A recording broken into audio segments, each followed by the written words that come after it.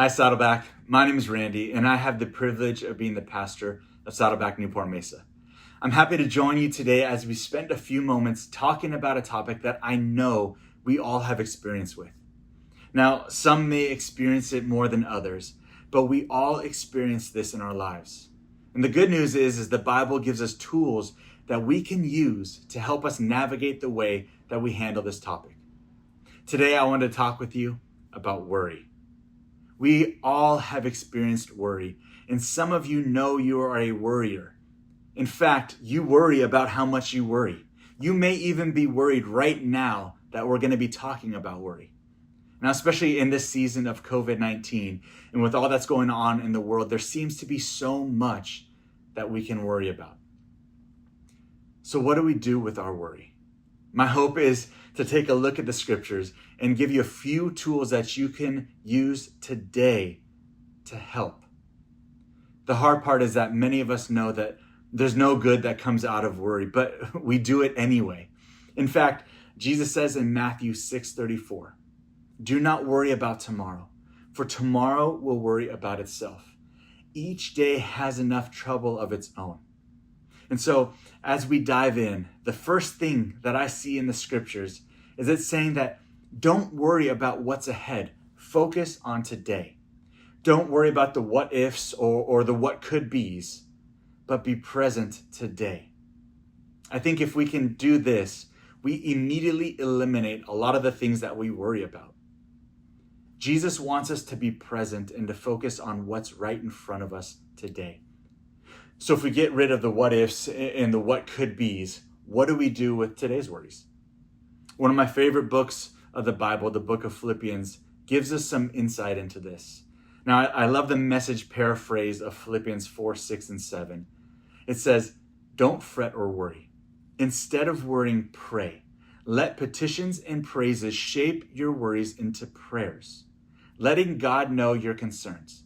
Before you know it, a sense of God's wholeness, everything coming together for good, will come and settle you down."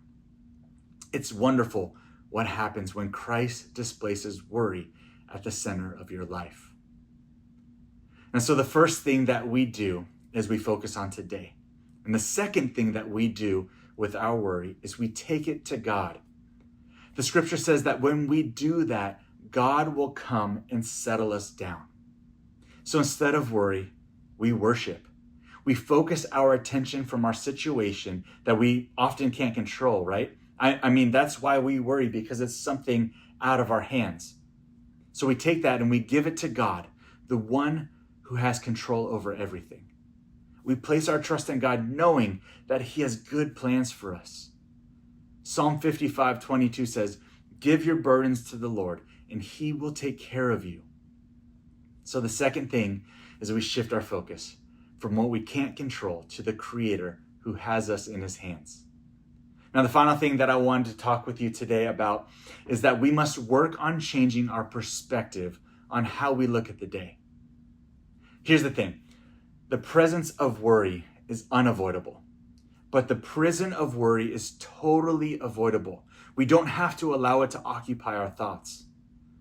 Philippians 4:8 says that we should fix our thoughts on what is true and what is honorable and what is right and what is pure and lovely and admirable. Think about things that are excellent and worthy of praise. So when you start your day, before you even get out of bed, start with a prayer, thanking God for the blessings in your life. And begin by saying, today is going to be a good day. Right off the bat, you change your perspective on the day. And then as the day goes, when good things happen, write them down. Keep a record of the good moments. Maybe it's a conversation that you have. Maybe it's something great that happens. Maybe today as you're driving, you hit every green light. Whatever it is, keep a record of them. And then at the end of the day, when you lay down for bed, and I know for me, it's often in those moments when worry can start to creep in and my mind can start to go down the wrong path. I want to encourage you to recall all of those good things that happened in your day. Spend your final moments before you go to sleep focusing on the good things that have happened. When it comes to worry, The Bible tells us to, one, don't worry about the what ifs and the what could be's, but focus on today. Two, shift your focus from worry to worship.